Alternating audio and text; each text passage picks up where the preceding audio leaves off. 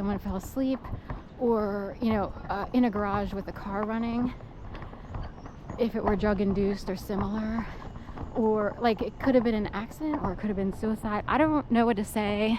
It's pretty sad. I know the mom was, which would be my grandmother technically, was alcoholic, I guess. My mom sort of remembers, like, seeing her even go for, I'm thinking mouthwash because it has alcohol, but someone else said, no, nail polish. It can't be nail polish remover. That is ridiculous.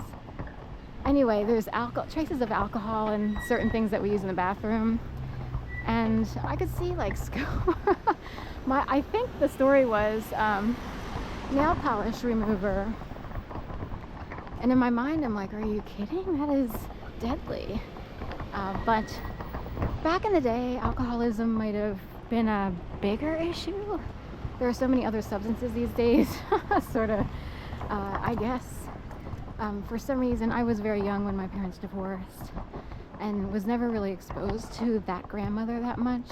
Maybe once we crossed paths, but my dad sort of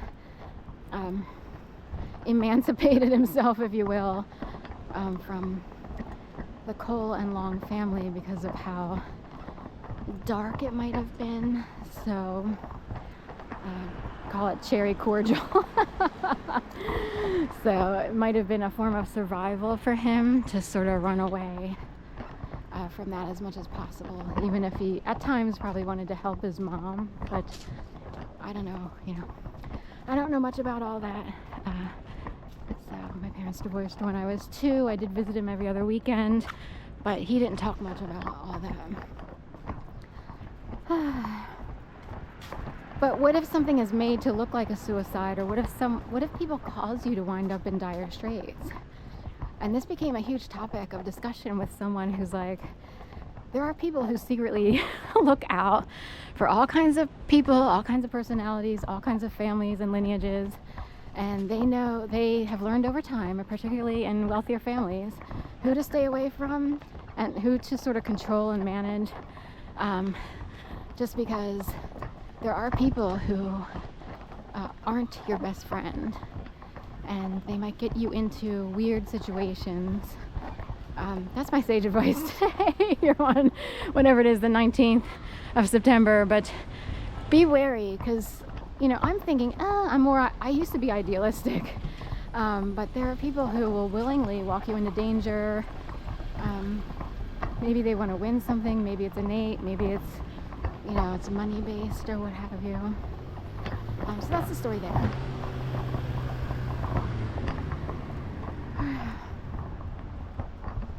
So always look out for your own best interests, even if you think you're with your bestie friend or what have you. You never know what's going on.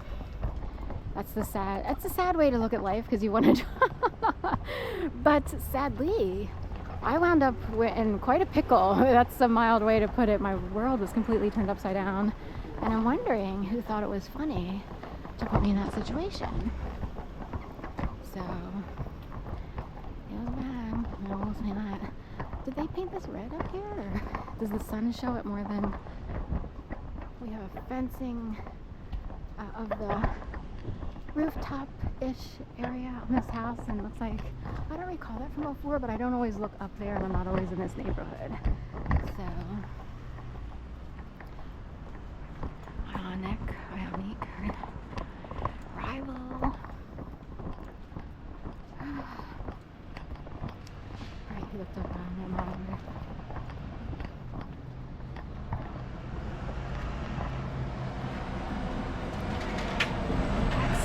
They closed Go to Paxi, the store here. I was told never buy anything, even though it's totally cool and awesome gear, because it's targeted. And that's why they closed the store right away. That's what I was told. I couldn't afford it anyway, so I really wanted one of their jackets. So anyway, they still have it online. Like, I know I looked it up and was like, it's still around.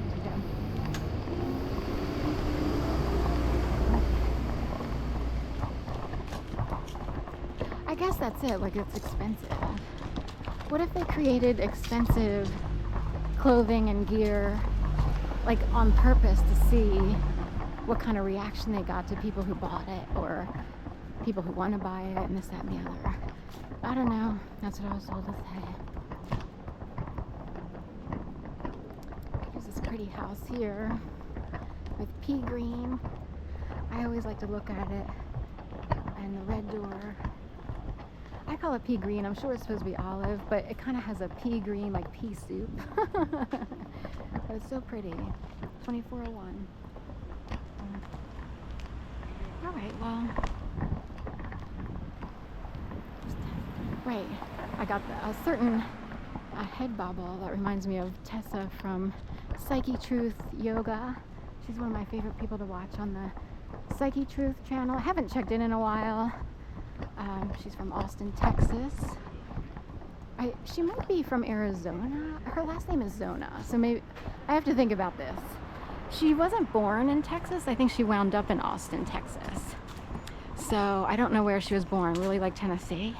Anyway, I'll check in. It's kind of hard to find all people's information. Sometimes it comes up when they're talking. Like, I was born in Tennessee, married some guy who wound up in Austin. And during the tail end of the pandemic, I think they went to South America for a while. And then the last time I checked, they were back in Austin. So, and she had a baby. That's right. Little tiny yoga instructor. I'll have to check it out tonight. She's still on Psyche Truth out of Austin.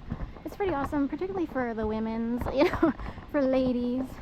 You might really enjoy it. It has a certain vibe and a certain feel. So in a way, they're up there with the L Word. Like back in the day, the L Word had a certain vibe with its Showtime series. And it's like, it was so refreshing because it wasn't like any other TV programming. And it's like, this is awesome. It's like totally different. Because it can be so cookie cutter in the world of TV and Hollywood and stuff like that. But whoever, I can't get her name really quick. I know there's an E in there somewhere, sorry. The producer, writer, everything. She's actually from the Philadelphia area, like Sharon Hill or Elkins Park. Elaine. I'll have to look her up. It's been a while. So, but the L Word had such an unusual and refreshing feeling. And Psyche Truth has a little bit of whatever it is. I don't know if it's because it's mostly female based. There are men there, like massage therapists and others. But it's just a thing and a good place to seek out some solace ASMR videos and stuff like that. Okay, be sure to check it out. And also, please like, share, and subscribe here at Cervico Dreams PHL TV. Okay, have a great day.